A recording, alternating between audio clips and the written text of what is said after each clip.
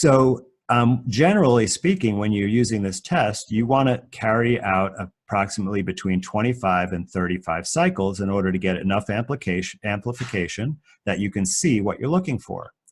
If you go too much beyond that, what happens is you end up amplifying the noise. So it seems to be generally represented that the absolute maximum number of cycles that you could do and still get an accurate result is 45. And that's exactly the number of cycles that is recommended for this COVID-19 PCR test. So it's right at the upper limit. And I'm going to share this quote with you from another article about PCR. It says, "What PCR does is to select a genetic sequence and then amplify it enormously. It can accomplish the equivalent of finding a needle in a haystack. It can amplify that needle into a haystack.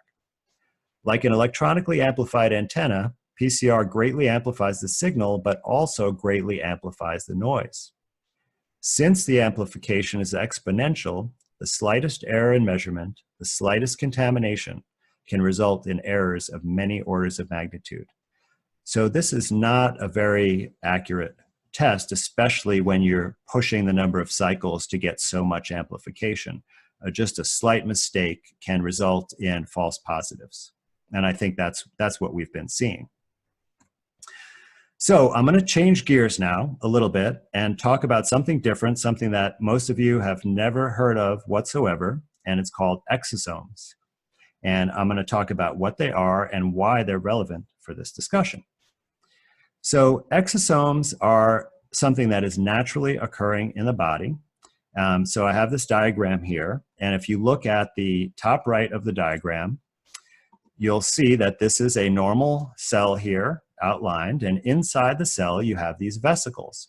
And inside of our cells there are a number of different little organs. They call them organelles, and they're generally contained by a membrane. They come in different shapes, but lots of them are in this structure. It's essentially like a spherical blob that has the same membrane as is the outer membrane of the cell, a lipid bilayer membrane, and it can contain various types of chemicals. Now, this is a specific type of vesicle that will end up merging with the cell membrane at the surface under certain conditions and release these exosomes out into the extracellular fluid, and they'll get into the circulation and be distributed around the body. So while they're inside the cell, they're called MVEs, which stands for multivesicular endosomes. So in other words, they have a bunch of exosomes or vesicles inside them. And they release these on a regular basis, just day to day. And there are many things, though, that can induce this process and accelerate it and increase the number of exosomes that it releases outside of the cell. And so these exosomes leave the cell, and you see they have these little squares on them. And these little squares are like a lock.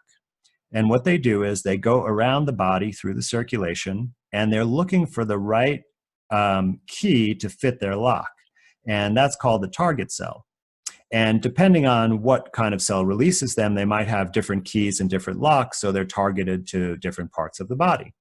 And these are mostly thought to involve communication. So communication between one cell and another cell, between one part of the body and another part of the body. And they can have many functions in this communication, which I'll get to momentarily. So here on the left, this is an electron micrograph, or a picture from an electron microscope of exosomes. And you can see here an exosome budding out of the cell.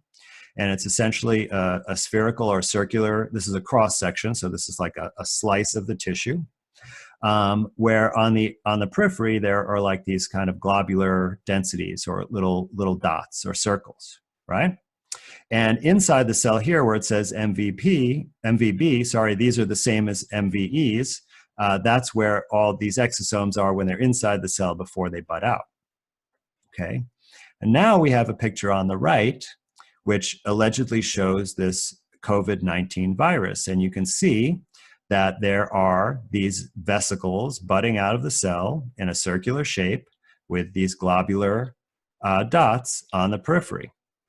So essentially, it's the same thing. Now, you might think that this looks a little bit fuzzier on the exosomes and it looks a bit sharper in this picture. And I want to tell you that the reason for that is because when you're cutting these thin sections of tissue to make these slides, you're using this device called a microtome. It's like a vibrating razor blade.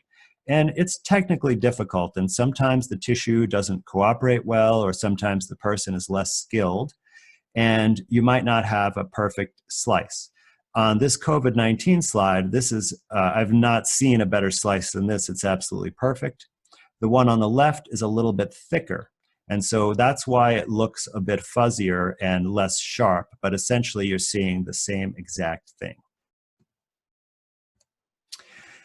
And I want to take a look at the same comparison when we see both of them inside of the host cell.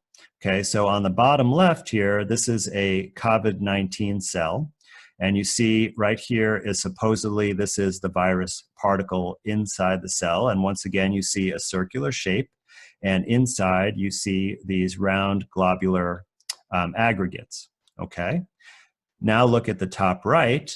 And this here is showing you this is less magnification, and this is actually a nerve cell. And this is the MVE. So these are a bunch of exosomes inside here. And you see a circular structure filled with these globular particles. So once again, same thing, also same size, both about 500 nanometers in diameter. Okay, you see the scale lines here, so you can see for yourself. So now we have a series of 2 comparison photographs under electron microscope of the virus and an exosome outside the cell, and a virus and an MVE inside the cell, and you can see that they are identical in appearance. So let's look at actually some physical parameters of these and continue our comparison. So I've mentioned a little bit that they are roughly the same size when they're inside the cell, same size when they're outside the cell. Now there is some variability here. I've looked at lots of these photographs, and I see in both cases there is some variability in the size. So these numbers are not precise, but in every case they are essentially compatible in their range of sizes. Now also the receptor, now this is a key thing. Now remember I mentioned that lock and key mechanism. Well, actually with the COVID-19 papers, they have discovered that on its surface it has a receptor for ACE2. Now ACE2 is an angiotensin converting enzyme. It's an enzyme in our bodies. One of its functions is that it works with the kidney to regulate blood pressure, and there are blood pressure medications that inhibit this enzyme. But in this paper, what they said is that this receptor is actually how the virus invades the cells. Now, I also was able to find a paper where they've identified exosomes coming from our own body that also use the ACE2 receptor as their lock and key mechanism to find their target cells. So exosomes and COVID-19, the same exact receptor on their surface targeting the same exact cells. Now, these both contain genetic material, and it's both in the form of RNA. No DNA, only RNA. And these structures are both found in the lung fluid. So the lung cancer test that I showed you earlier found exosomes in that fluid, and the lung fluid showed the COVID-19 as well. So you can see that the more we take out this comparison forward, we see that they're essentially the same in every important way. So I happen to be looking in the virology literature, and actually they also think exosomes and viruses are possibly the same thing. So this is Dr. James Hildreth, a very prominent researcher and academic physician in the field of virology and HIV research. He's currently the president and CEO of Meharry Medical College, but he was a full professor at Johns Hopkins, and he wrote this paper with 2 of his colleagues there. And what he said, and I quote, "The virus is fully an exosome in every sense of the word." Now, this was just a great confirmation for what I was already thinking, and I was kind of blown away when I read this in the paper, because this was one of the last papers I looked at to find this after I'd already come to the same conclusion. It really helped validate my opinion. So what is it that causes us to make more of these exosomes and throw them out into our circulation? So it turns out that almost every type of insult to the body would actually cause this process to occur. So toxic substances, and I found several papers looking at this. Some of them looked at environmental toxins, such as heavy metals like arsenic, and organic chemical toxins. Also found evidence about bacterial toxins, and I have a slide that I'll show you in a minute.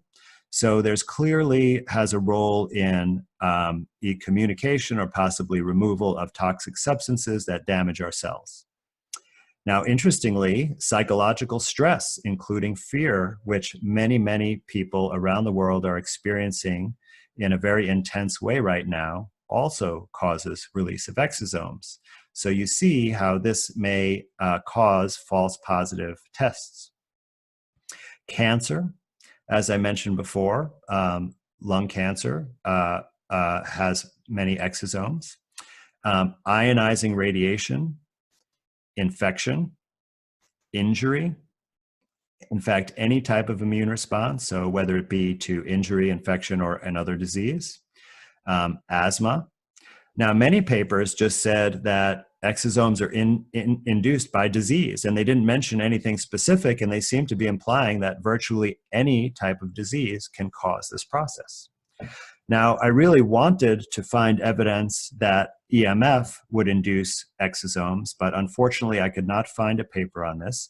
But I want to say to all of the people in this field of research on exosomes that this would be an excellent contribution to the literature if you were to look at this issue, if various, especially microwave radiation like 5G, would cause this as well. So I want to talk about the second paper, because this is going to help us merge these two ideas of a virus and an exosome, and are they the same thing? So this is also from the group in China. This one is published in the New England Journal of Medicine, and they had a slightly different protocol, but essentially it was very similar. So what they did is, once again, they did that procedure to get the lung fluid, and then they centrifuged it and just took the fluid. So any cells from the host, like any lung cells that might be in there, or bacterial cells, would be stuck in a pellet in the bottom of the test tube, and they just took the fluid off the top, assuming that if there were viral particles, they'd be in that fluid. But they didn't actually then try to purify the virus out of that fluid. Instead, they mixed it with cells that they took from a person who had lung cancer surgery, and they incubated it with the lung cancer cells. Now, you remember I said earlier, and I showed experimental evidence, that lung cancer cells make exosomes.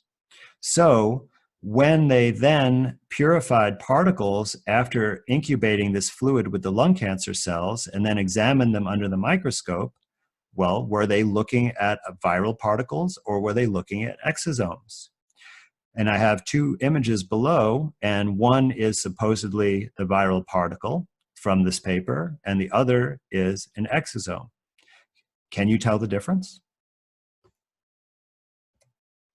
Here is another slide showing the functions of exosomes as they can remove toxins. So in the upper right here, these green cells are actually bacteria. And by the way, this image, all electron micrograph images are always in black and white. If you see an image like this has been colorized after the fact, and they did that to help you identify what is what. So I think this is actually quite a nice approach, and this is a real slide. It's very different from some of the slides that you've seen that are just computer graphics that are made by an artist. So these particles that they colored purple are the toxins released by the bacteria, and if they were allowed to contact the cell membrane, they would actually bore little holes in there, and the cell's contents would leak out and it would die. So what's happening is that the cell put out these yellow exosomes once it realized these toxins were there, and you see they're all budding out of the central area of the cell, and you can see they're basically